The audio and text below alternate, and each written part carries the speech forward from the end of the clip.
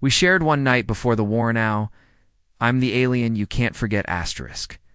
The emergency beacon cut through the silence of Theta 7 like a blade through fabric. Marcus Kane dropped his plasma torch, watching sparks cascade from the half-repaired ventilation system as the alarm echoed through the empty corridors. For 3 years, he had been the sole guardian of this forgotten outpost, drifting in the neutral zone between human and alien territories. Nothing ever happened here. Nothing ever would happen here. So that was the point. He made his way to the control center, his boots echoing against metal flooring scarred by decades of neglect. The station had once been a thriving trade hub, but the war had changed everything. Now it served as his exile, his punishment for refusing orders that would have cost innocent lives. The military had been kind enough to call it a strategic assignment. Marcus knew better. The scanner revealed a small craft approaching, its hull bearing scorch marks and trailing atmosphere, not human design. The sleek curves and crystalline elements marked it as Valkyrie, one of the newer species to emerge from the Galactic Rim. They were supposed to be neutral in the conflict between humanity and the Krex Empire. But neutrality meant little when plasma cannons were involved. Marcus watched the ship limp toward his docking bay, its pilot fighting to maintain control. He could have ignored the beacon, let the craft drift past into the void. Nobody would ever know.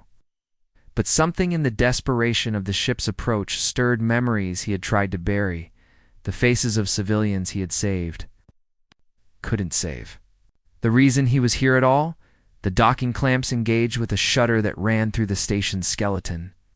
Marcus sealed his maintenance suit and cycled through the airlock, unsure what he would find.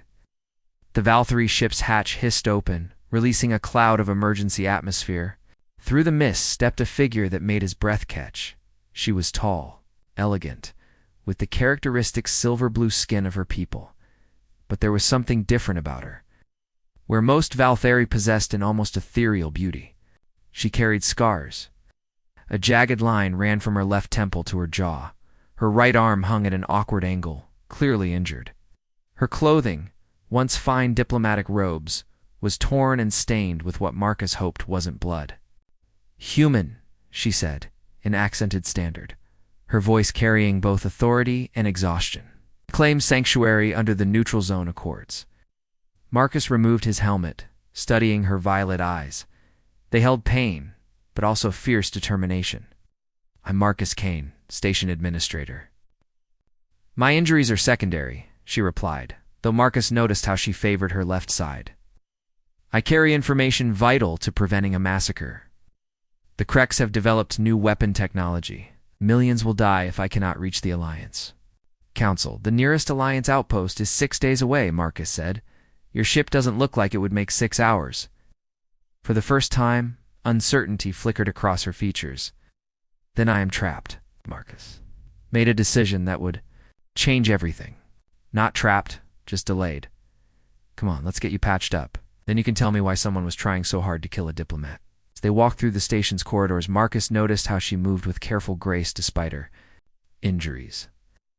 There was something almost hypnotic about the way the station's lights reflected off her silver skin, creating patterns that seemed to shift with each step. "I am Zafira Thane," she said as they reached the medical bay. "Ambassador to the Rim Worlds, though I suspect that title means little now."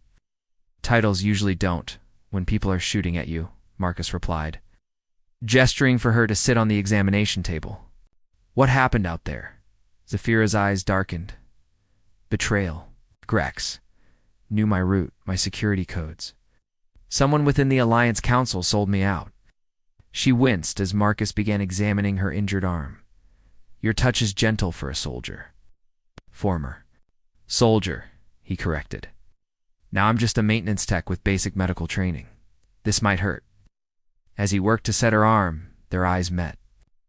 In that moment, something passed between them that neither could name. It was more than attraction, deeper than curiosity.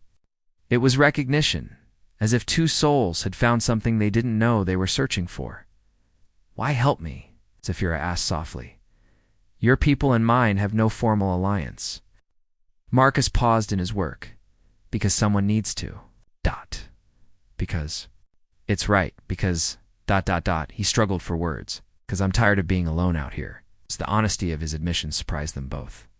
In the medical bay's soft light, with danger lurking in the void around them, two beings from different worlds began to see each other not as alien species, but as kindred spirits lost in the darkness. The next morning found Marcus preparing breakfast in the station's small galley, while Zafira rested in the medical bay. Her arm was properly set now, secured in a regeneration field that would accelerate healing. The cuts on her face would leave minimal scarring, though. Marcus found himself thinking that even with her injuries, she possessed a beauty that transcended species.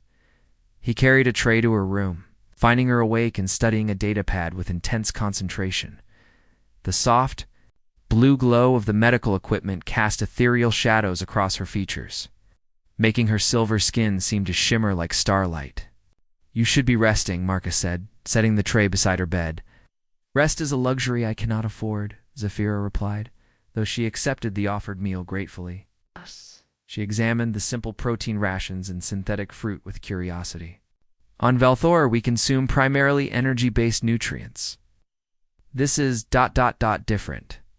Marcus pulled up a chair beside her bed. "Different good or different bad?" A small smile crossed her lips as she tasted the food. "Different ... Interesting. Your people have quite inventive ways of sustaining life." She paused, studying his face. "You mentioned being a former soldier. What brought you to this isolation?" The question struck deeper than Marcus expected. He was quiet for a long moment, staring out the small viewport at the stars beyond. "Disobeyed orders. Refused to bombard a civilian settlement that intelligence claimed was harboring enemy combatants. Turned out intelligence was wrong, but by then the damage to my career was done." "You chose compassion over duty," Zafira observed. "Among my people, such choices are considered the highest form of honor. Among mine, they're considered insubordination." Marcus met her gaze. "What about you? How does an ambassador end up? Running for her life through the neutral zone?" Zafira's expression darkened. "The weapon I mentioned, Krex call it the neural cascade device. It can shut down the nervous systems of entire populations from orbit. They plan to test it on a Valkyrie colony world. 3 million civilians, including younglings." Her voice broke slightly on the last word. Marcus felt a chill run through him. "That's not warfare. That's genocide.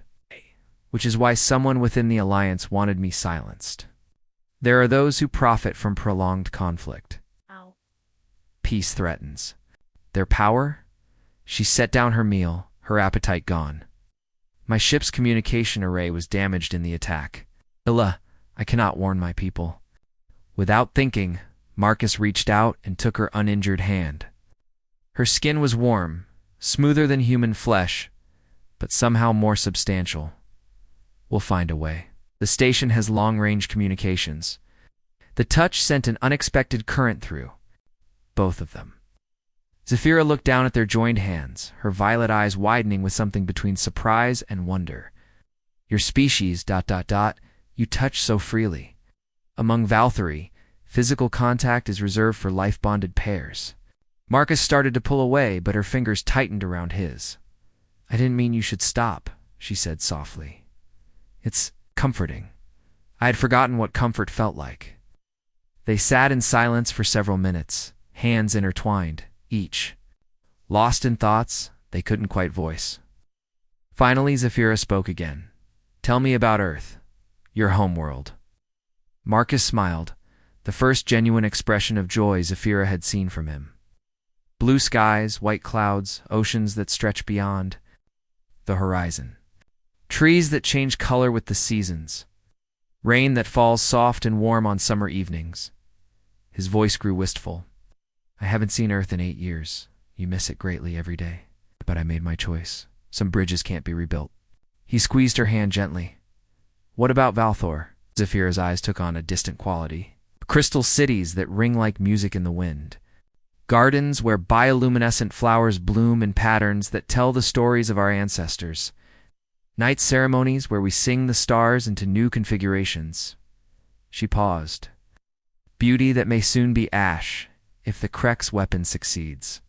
The weight of her mission settled between them again. but somehow felt less crushing when shared. Marcus stood, though he didn't release her hand. "Come on, let me show you something that might help both our homesickness." He led her carefully. Through the station corridors to a small observation deck he had converted into a makeshift garden.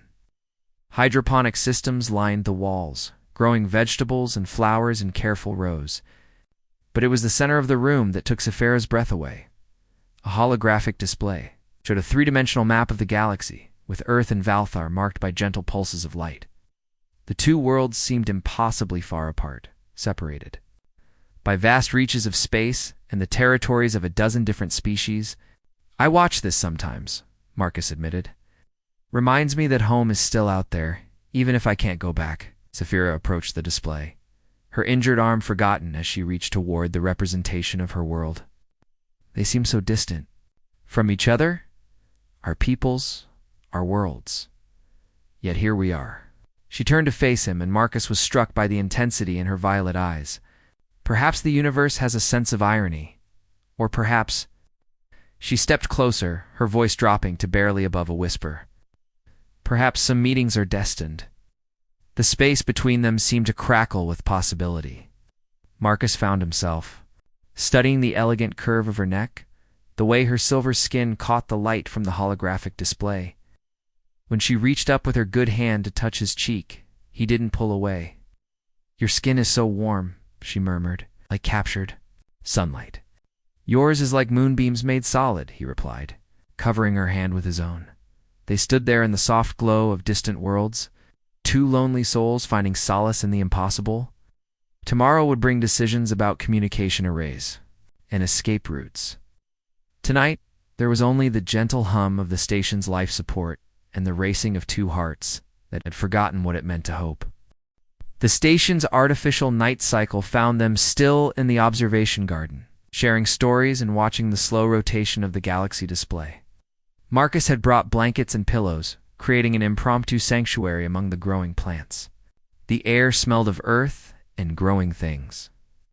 A stark contrast to the usual metallic sterility of the outpost, Zephira sat cross-legged on a cushion, her injured arm now moving more freely thanks to the healing field's effects she had removed. The formal outer layer of her diplomatic robes revealing a simple underlayer that clung to her elegant form. The sight made Marcus's pulse quicken in ways he hadn't experienced in years of isolation.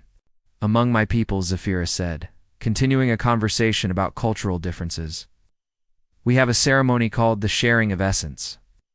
When two souls connect deeply, they exchange memories, allowing each to experience life through the other's perspective."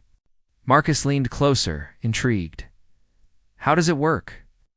"Physical contact, while our minds open to each other, requires absolute trust." Her violet eyes met his. Would you consider such a sharing? I know it may seem strange to your kind." The request should have alarmed him. Instead, Marcus felt drawn to the idea like a moth to flame. "What would I experience? My memories, my emotions, the way I perceive the universe. And I would experience yours." She hesitated. "There are no barriers in such a sharing. No hidden thoughts or protected secrets. You would know me completely, and I would know you." Marcus considered this, looking into her face. In just 2 days, this alien woman had become more real to him than anyone in years. The prospect of truly understanding her, of being understood in return, was intoxicating. "Yes," he said simply. Zephira's expression shifted to one of wonder and gratitude. She moved closer to him on the cushions, close enough that he could feel the warmth radiating from her skin. "Place your hands here," she said, guiding his palms, to rest on either side of her face.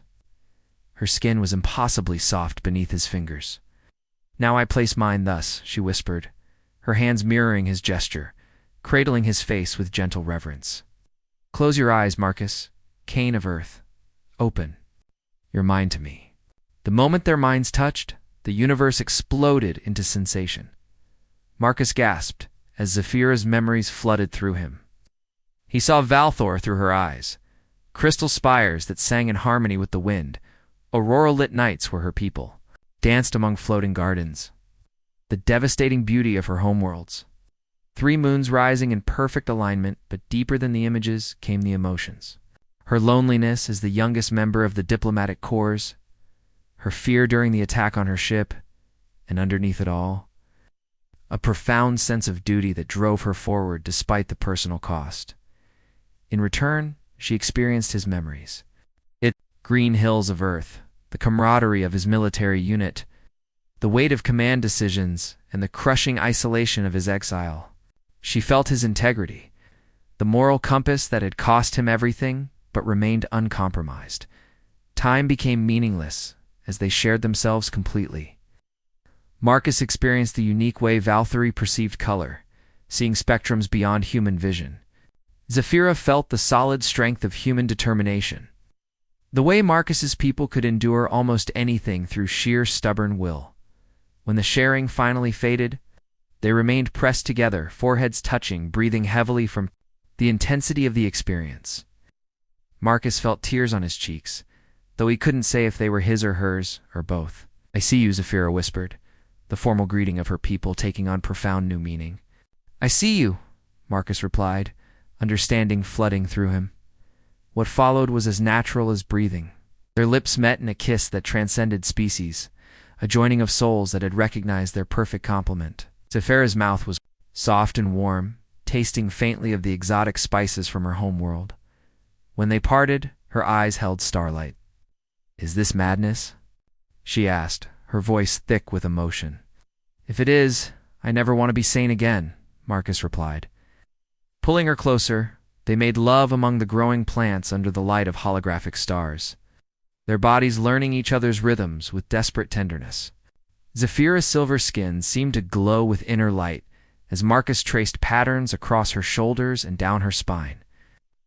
Her touch was electric against his human flesh, sending currents of pleasure through every nerve. She was different from human. Women in subtle ways, her skin slightly cooler to the touch. Her responses, more musical, the way she moved both fluid and precise like a dancer. But in the ways that mattered, they were perfectly matched. Each caress, each whispered endearment, each shared breath brought them closer to something neither had thought possible. Afterward, they lay entwined on the cushions, her head on his chest, his fingers tracing lazy patterns through her hair. The galaxy display continued its slow rotation above them, Earth and Valthor maintaining their distant dance. "What happens now?" Marcus asked softly, the question hanging heavy between them. Zephyra was quiet for a long moment.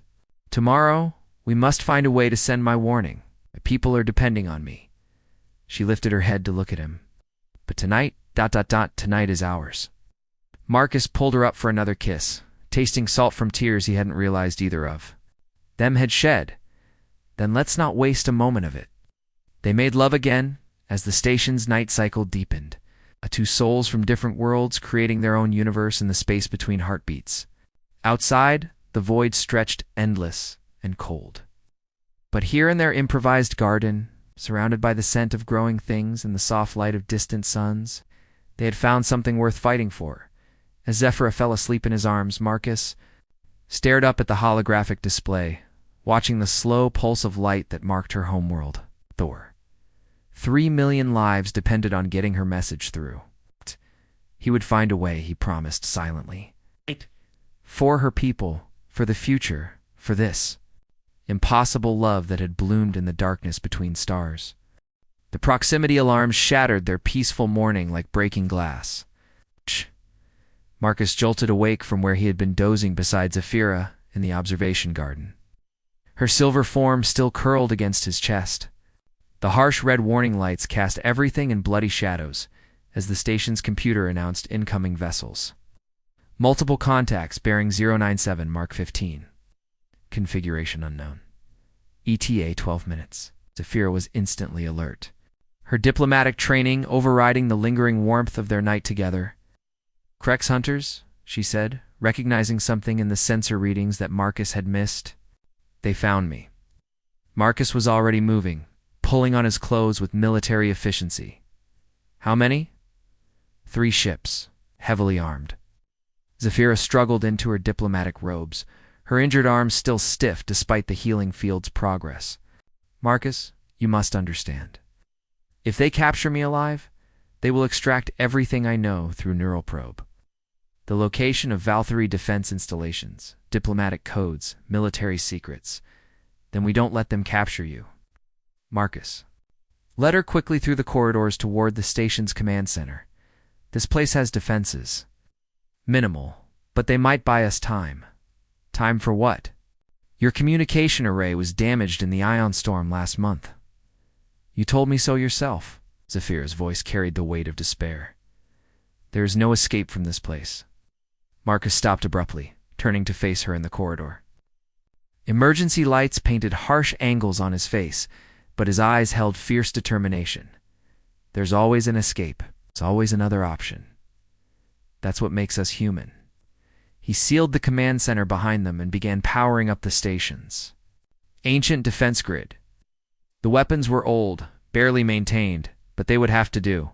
On the tactical display, 3 ships approached in perfect formation, their sleek hulls bristling with modern weaponry. They're hailing us, Marcus reported, his hands dancing over the controls with practiced ease. Answer them, Zephyra said. Let me speak. The main screen flickered to life, revealing a Krex commander. The reptilian alien's scaled face showed no emotion, but his eyes held predatory intelligence. When he spoke, his voice was a harsh rasp. Station administrator, you harbor a war criminal. Surrender the Valkyrie spy, and your insignificant outpost will be spared. Zephyra stepped forward, her diplomatic composure intact, despite everything. Commander Sethrock. I should have known the Krex would send their finest butcher to clean up their mess. The Krex's eyes narrowed with what might have been amusement. Ambassador Thane, your government has disavowed your actions. You are no longer under diplomatic protection. Surrender now, and your death will be swift. My actions? Zephyra's voice carried regal fury. Attempting to prevent the genocide of innocents is now considered criminal? The Neural Cascade device is a humanitarian tool designed to end conflicts quickly with minimal casualties. The Valkyrie colony will serve as a demonstration of Krex mercy. Marcus felt sick. 3 million people, an acceptable cost for galactic peace, Sethrock replied coldly. You have 5 minutes to comply. The transmission ended, leaving them in the harsh glow of the emergency lighting. Marcus was already working at the defense console, targeting. Systems coming online with painful slowness. Those weapons won't stop them, Zephyra said quietly. Perhaps if you surrender me, they will honor their word about sparing the station. Marcus turned to her, his expression fierce. I've seen their mercy before. They'll kill us both, then destroy this place to eliminate witnesses. He cupped her face in his hands. I won't let them take you.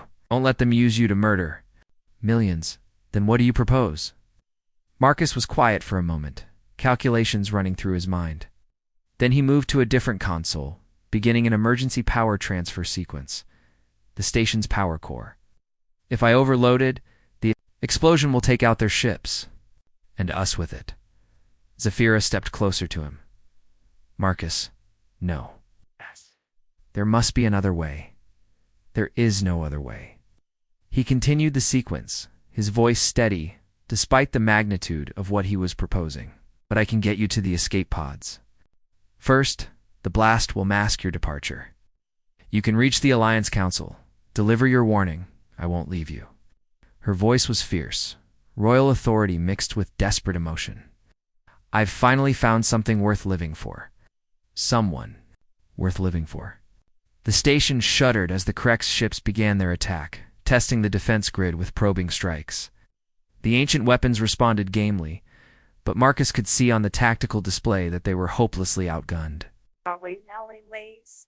Please, he said, taking her hands in his. Let me do this one thing right. Let me save something that matters. Zephyra stared into his eyes. Seeing the soldier he had been, the man he had become, the sacrifice he was prepared to make.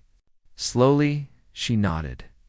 On Valthor, we believe that love transcends death. That souls bonded in life find each other again among the stars. Then I'll see you in the starlight, Marcus replied, kissing her with desperate tenderness. The station rocked. Again, more violently this time. Alarms screamed as hull breaches registered on multiple decks. Marcus led Zephyra toward the escape pod bay at a run, the power transfer sequence continuing automatically behind them. At the pod bay, he helped her into the small craft, his hands shaking as he sealed the hatch. Through the transparent aluminum, he could see tears streaming down her silver cheeks. "I love you," she mouthed through the barrier. "I love you too," he replied. Then activated the launch sequence. The pod shot away from the station just as the power core reached critical overload. Marcus made it back to the command center in time to see the 3 Krek ships closing in for the kill. Unaware of what was coming, he thought of Earth, of the green hills he would never see again. He thought of Zephyra, of silver skin and violet, eyes of one perfect night among the stars. Then he thought of 3 million Valkyrie civilians who might live because of what happened here. "For love," he whispered, and triggered the overload. The station, Marcus Kane, and 3 Krek's warships became a brief new star in the darkness, burning bright enough to be seen from 3 systems away. In her escape pod, Zephyra watched the light fade and began composing the message that would save her people, carrying with her the memory of a human who had chosen love over life and changed the galaxy forever. 10 years had passed since the destruction of Station Theta 7, and the galaxy had changed in ways no one could have predicted. The neural cascade device had been exposed and banned by Galactic treaty. The Krek's empire had fragmented into warring factions, their military might broken by internal strife, and in the greatest surprise of all, humanity and the Valkyrie had formed an unprecedented alliance, their combined fleets now patrolling the space lanes to ensure peace. Ambassador Zephyra Thane stood on the observation deck of the diplomatic station orbiting Kepler 442b, watching the aurora storms play across the planet's atmosphere. The years had been kind to her. Her silver skin had gained a subtle luminescence that came with maturity among her people, and her violet eyes held the confidence of someone who had helped reshape the political landscape of known space. She wore the formal robes of the Valkyrie High Council now, their crystalline threads catching the light and patterns that told the story of her achievements. The scar on her face had faded to a thin silver line, barely visible unless one knew to look for it. Most beings saw her as the Iron Ambassador, the woman who had single-handedly prevented genocide and forged peace between species. Only she knew the cost of that victory. The memorial service for the heroes of the Theta 7 incident had been beautiful, with representatives from dozens of worlds paying tribute to the unknown station, K administrator who had sacrificed everything to stop a war. Zephyra had given the keynote address, speaking eloquently about duty and sacrifice, without revealing the personal connection that made every word feel like a blade through her heart. Marcus Kane was officially listed as missing in action. Body never recovered from the station's destruction. Zephyra had never corrected that record. Some truths were too precious to share with history. Ambassador Thane? The voice belonged to her aide, a young Valkyrie named Jorik, who reminded her sometimes of her younger self. "The human delegation has arrived for the treaty signing." Zephyra nodded, not turning from the viewport. "Thank you, Jorik. I'll be along shortly." "If I may say so, Ambassador, you seem ... distracted lately." "The anniversary of Theta 7 approaches. Perhaps the memories are difficult? Difficult?" Such a small word for the endless ache that had become her constant companion. Perhaps she agreed. Softly. The treaty signing was a formality, really. The Human Valkyrie Mutual Defense Pact had been negotiated over months of careful diplomacy. Today's ceremony would make it official, binding their peoples together in permanent alliance. It was everything Zephyra had worked toward for the past decade. So why did she feel so hollow? The ceremony hall was filled with dignitaries from across the galaxy. Valkyrie nobles in their crystal-bright robes mingled with human officials in their formal uniforms. The Andromedon Trade Consortium had sent observers, as had the Hegemony Worlds. Even some of the reformed Krex clans had representatives present, seeking to rebuild their reputation through participation in this historic moment. Zephyra took her place at the high table, reviewing her notes one final time. The human delegation would be led by Admiral Sarah Chen, the hero of the Proxima campaign. Beside her would be the special military advisor, a veteran whose expertise in Krex tactical doctrine had proven invaluable in the negotiations. The doors opened with ceremonial grandeur, and the human delegation entered. Admiral Chen was a striking woman in her 50s, her uniform decorated with enough medals to tell the story of humanity's rise to galactic prominence. Behind her walked various military and diplomatic personnel, their faces showing the gravity appropriate to the occasion, and then Zafira's breath caught in her throat. The special military advisor was a man of medium height, with graying hair and familiar green eyes. He moved with a slight limp, favoring his left side, and there were new scars on his hands and face.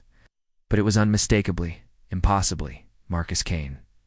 Their eyes met across the crowded hall, and 10 years of carefully constructed composure shattered like crystal. Zafira felt her knees go weak, her vision blurring, as tears she had thought long dried up began to flow. He looked older, worn by whatever had happened to him in the years since Theta-7, but alive, gloriously, impossibly alive. Marcus's own face had gone pale, his professional mask slipping to reveal the same desperate joy and disbelief that Zafira felt. For a moment, protocol and ceremony meant nothing. There were only two souls recognizing each other across an impossible distance. Admiral Chen, noticing the extended silence, cleared her throat diplomatically. Ambassador Thane, I'd like you to meet our special advisor, Marcus Kane. He's been instrumental in developing our understanding of Krek's psychology and tactics. We've met, Zafira managed, her voice barely steady. Many years ago, the ceremony proceeded in a haze. Treaties were signed, speeches were given, hands were shaken. Zafira performed her duties automatically, her diplomatic training carrying her through the motions, while her mind reeled with questions. How had he survived? Where had he been? How hadn't he tried to contact her? When the formal proceedings finally ended, Marcus approached her during the reception. They found themselves in a quiet alcove, away from the celebration's din. You're supposed to be dead, Zafira said, the words tumbling out before she could stop them. Marcus smiled. It's the same crooked grin she remembered from their brief time together. The escape pod. I made it out just before the core overload, barely. Spent 3 years in a Krek's prison camp before the Alliance forces liberated us. 3 years, Zafira felt sick. They had you for 3 years and I never knew. I was listed as dead in their records too. Easier to interrogate a ghost than a living prisoner. Its expression grew serious. Zafira, I tried to find you when I got out. But you'd become the Iron Ambassador, the hero of the galaxy. I was just a broken-down soldier with nothing to offer.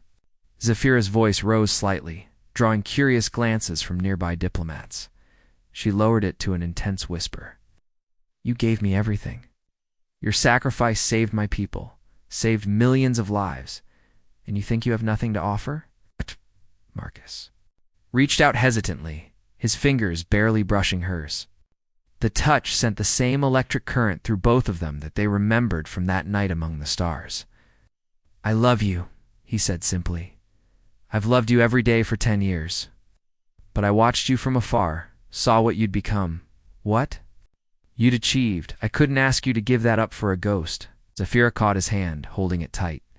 I became what I am because of you. Every treaty I negotiated, every peace I brokered, every life I saved, it was all in your honor. You were my inspiration, my guiding star.